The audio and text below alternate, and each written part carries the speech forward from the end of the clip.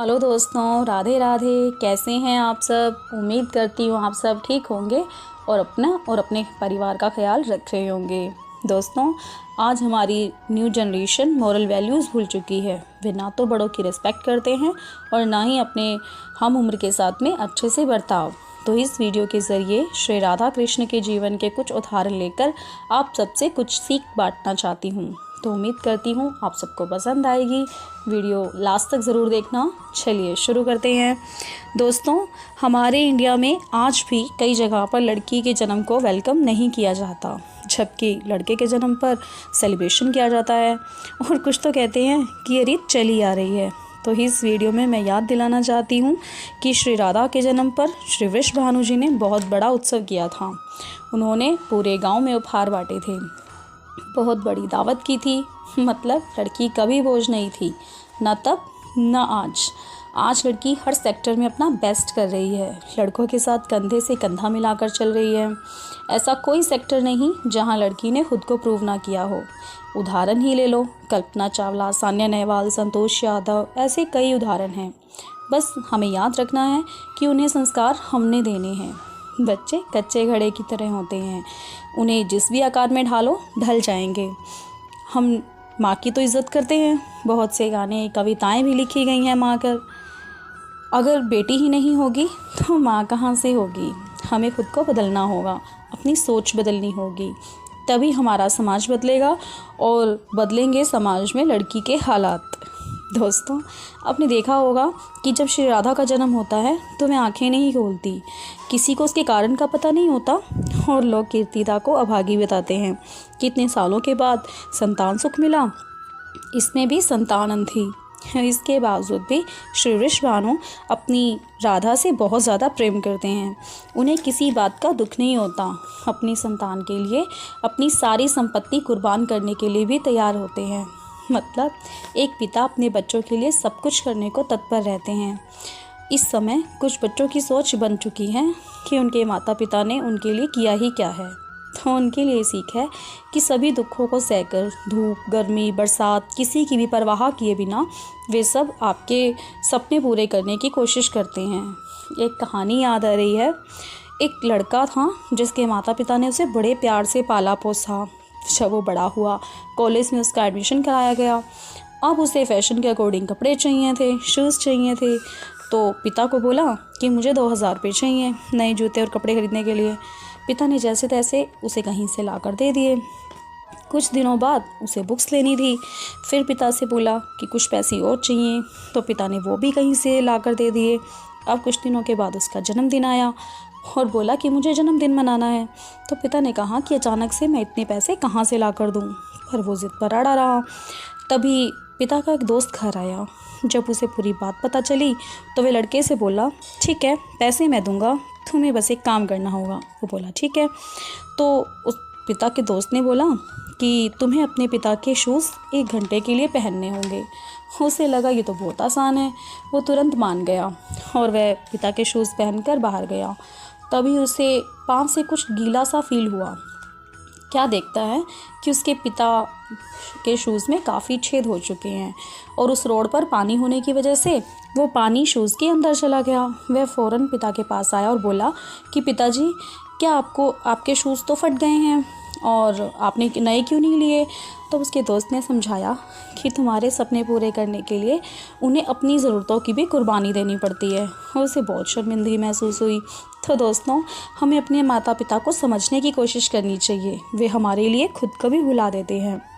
दोस्तों, जब श्री राधा की आँखों का इलाज कराने के लिए बरसाने और आसपास के सभी गांव के वैद्य से ठीक करवाने की कोशिश हुई तो भी श्री राधा ठीक नहीं हुई। तो वृषभानु जी ने उन्हें मथुरा के एक जाने माने वैद्य को दिखाने के लिए जाने लगे।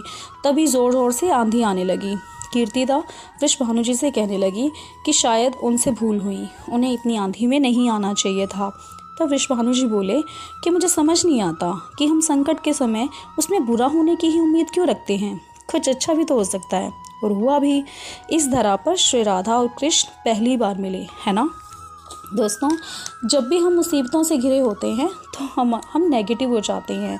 हमें लगता है कि हमारे साथ ही ऐसा क्यों, ये प्रॉब्लम्स कभी ख़त्म भी होंगी या नहीं, वगैरह वगैरह।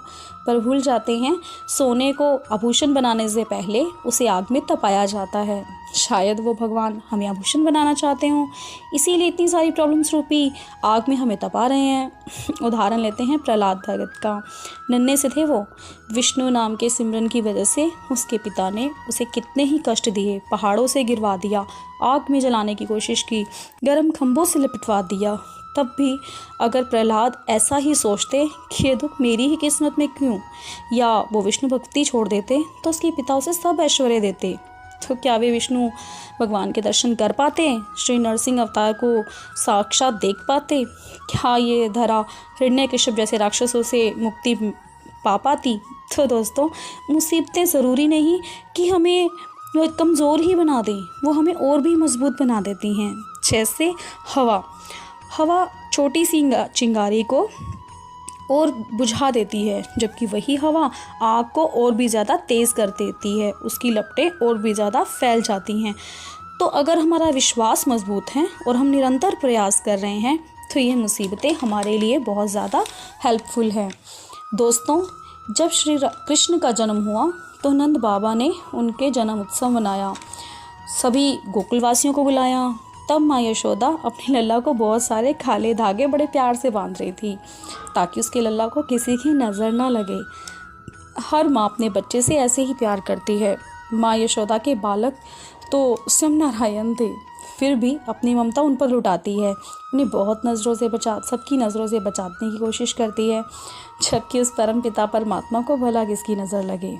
तो दोस्तों, माँ होती ही ऐसी है जो अपने बच्चों से प्राणों से भी ज़्यादा प्यार करती है, भले ही बालक निर्बल हो या फिर सामर्थ्यवान, छोटा सा बच्चा हो या खुद माता पिता बन जाए, अमीर हो या गरीब, लायक हो या फिर नालायक, माँ का प्यार नहीं बदलता। एक माँ अपने बच्चों के प्राणों को बचाने के लिए खुद के प्राणों की भी परवाह नहीं करती। क्या नहीं करती वह अपने बच्चों के लिए, या यूँ कह लो खुद ईश्वर का रूप होती है माँ। खुद विधाता भी माँ के चरणों के आगे शीश नवाते हैं। एक स्टोरी सुनाना चाहूँगी, हो सकता है आप सबने सुनी हो। माँ का दिल बहुत फेमस हुई थी, है ना। एक स्त्री होती है, दुर्भाग्य से उसका पति इस दुनिया में नहीं रहता, उसका एक लड़का होता है। वह उसे बड़े प्यार से पालने पोसने लगती है, सिलाई आती है उसे, तो वह कपड़े सिल के अपने बच्चे को पालती है, उसके हर सपने पूरे करने में लगी रहती है। इधर वो बालक बड़ा हो जाता है और उसे नशे की लत लग जाती है और उसे एक लड़की से प्रेम हो जाता है। उसे कहता है कि मुझसे शादी कर लो वरना मैं तुम्हारे बिना रह नहीं पाऊँगा। तो वह लड़की एक शर्त रखती है कि अगर तुम अपनी माँ का दिल मुझे ला कर दो तो मैं तुमसे शादी कर लूँगी। अब वो घर जाता है और अपनी माँ को, जो उसकी माँ है, खाना परोसती है। वो तो बेखबर होती है कि उसके साथ क्या होने वाला है। तो वो तेज़ धार वाली छुरी से माँ को मार डालता है, उसका दिल निकाल लेता है। जब वह माँ का दिल लेकर उस लड़की के पास जाता है तो वो लड़की उसे धक्के मारकर घर से निकाल देती है कि तू तो कसाई है, ममतामयी माँ को ही मार दिया। जो अपनी माँ से प्यार नहीं कर सकता वो मुझसे प्यार क्या करेगा। अब उसे शर्मिंदगी महसूस होती है, वह ठोकर खाकर गिर पड़ता है। तभी माँ के दिल से आवाज़ आती है कि बेटा तुझे चोट तो नहीं लगी। दोस्तों, माँ हमसे निश्चल प्रेम करती है, उसे इस प्यार के बदले में हमसे कुछ नहीं चाहिए होता। हमें चाहिए कि हम अपनी माँ का आदर करें, उनका दिल ना दुखाएं। दोस्तों, पूतना को तो आपको पता ही होगा कि वह श्री कृष्ण को मारने आई थी। कंस के कहने पर उसने ब्रज के सभी नवजात शिशुओं को मारना आरंभ कर दिया था। जब वह श्री कृष्ण को मारने आई तो उसने एक सुंदर स्त्री का रूप धारण कर लिया और श्री कृष्ण को मारने के लिए अपने स्तन पर विष लगा दिया। दोस्तों, हमारे समाज में भी ऐसे कई व्यक्ति हैं जो बाहर से बहुत सुंदर अपने से लगते हैं, जबकि भीतर से विष से भरे हुए होते हैं। वे हमारी खुशियों में होने का नाटक तो करते हैं, किंतु अंदर से अंदर हमारी तरक्की, हमारी खुशियों से जलते हैं। हमें ऐसे लोगों से सतर्क रहना चाहिए। मैं उनसे नफरत करने को या बदला लेने को नहीं कह रही, यूँ तो श्री कृष्ण ने कभी सिखाया ही नहीं। उन्होंने उस राक्षसी पूतना को भी उसका दूध पीकर माँ का दर्जा दिया और उसे प्यार से उसका संहार किया। बस वैसे ही हमें उनकी बुराई को अपनी अच्छाई से मारना होगा। चलिए एक उदाहरण लेते हैं। मान लो आप कहीं सफ़र कर रहे हैं, आपके मोबाइल में 40% चार्जिंग है और आपके पास में कोई और बैठा है जिसके फ़ोन में 10% चार्जिंग है। आपको कहीं फ़ोन यूज़ करना है, तो क्या आप उम्मीद कर सकते हो कि वो आपको अपना फ़ोन यूज़ करने देगा या आप लोगे? नहीं ना, बल्कि आप उससे कहोगे कि तुम मेरा फ़ोन यूज़ कर लो, है ना। ऐसे ही उनकी बैटरी लो हो गई है और उनके जीवन में पहले ही प्यार की कमी है, तो क्या वो आपको प्यार इज़्ज़त दे सकते हैं? नहीं ना, दे कौन सकता है? वही जिसके फ़ोन में उसके से ज़्यादा चार्जिंग है ना। मतलब हम लोग उसे प्यार से बदल सकते हैं, इसीलिए उनसे कुछ उम्मीद ना रख के उनसे प्यार करते रहिए, उनमें बदलाव अवश्य आएगा। दोस्तों, जब श्री कृष्ण को मारने राक्षस जब आए तब वृंदावन के सभी लोगों ने मिलकर सामना किया। भले ही वो जानते थे कि उस राक्षस का सामना वो नहीं कर पाएंगे, फिर भी वे मिलकर एकजुट होकर सामना करते रहे। उन्हें एकता की शक्ति का एहसास था। दोस्तों, सच में एकता में अद्भुत शक्ति होती है। एकता में बल है, कहानी तो सभी ने सुनी होगी। होता क्या है, एक किसान के 4 बेटे होते हैं, चारों हर वक्त आपस में लड़ते रहते हैं। किसान इस सब से बहुत दुखी होता है, तभी उसको एक उपाय सूझता है। वह अपने बेटों से कुछ लकड़ियाँ लाने को कहता है और एक एक करके अपने चारों बेटों को उन्हें तोड़ने के लिए देता है। सब उससे बड़ी आसानी से तोड़ देते हैं। फिर वो सभी लकड़ियों को बांध देता है और फिर एक एक करके सबको एक एक गट्ठर तोड़ने के लिए देता है। अब वह गट्ठर किसी से नहीं टूटता और उन्हें समझ आता है कि मिलकर शक्ति बढ़ती है। दोस्तों, ऐसा ही हमारे समाज में हो रहा है। पहले पूरे गांव एक परिवार जैसे लगते थे, सब बड़े प्रेम भाव से मिलकर सब रहते थे, और आज गांव तो क्या, परिवार में भी एकता नहीं है। भाई भाई को नीचा दिखाना चाहता है, कोशिश में रहता है। कोई भाई अगर ज़्यादा कमाता है तो वह परिवार पर अपना ही रौब चलाने की कोशिश करता है। भूल जाते हैं कि परिवार से अलग होकर उसकी कोई अहमियत नहीं रहती, जैसे पेड़ से अलग होकर टहनी की अहमियत नहीं खत्म हो जाती है। दोस्तों, हमें एकता की शक्ति को समझना चाहिए। अगर हम मिलकर किसी भी समस्या का सामना करेंगे तो एक दिन अवश्य सफल होंगे। तो दोस्तों, कैसी लगी ये वीडियो? पसंद आई हो तो लाइक ज़रूर करना, शेयर करना और सब्सक्राइब करना मत भूलना, ताकि मेरी नेक्स्ट वीडियो के अपडेट्स आपको मिलते रहें। राधे राधे।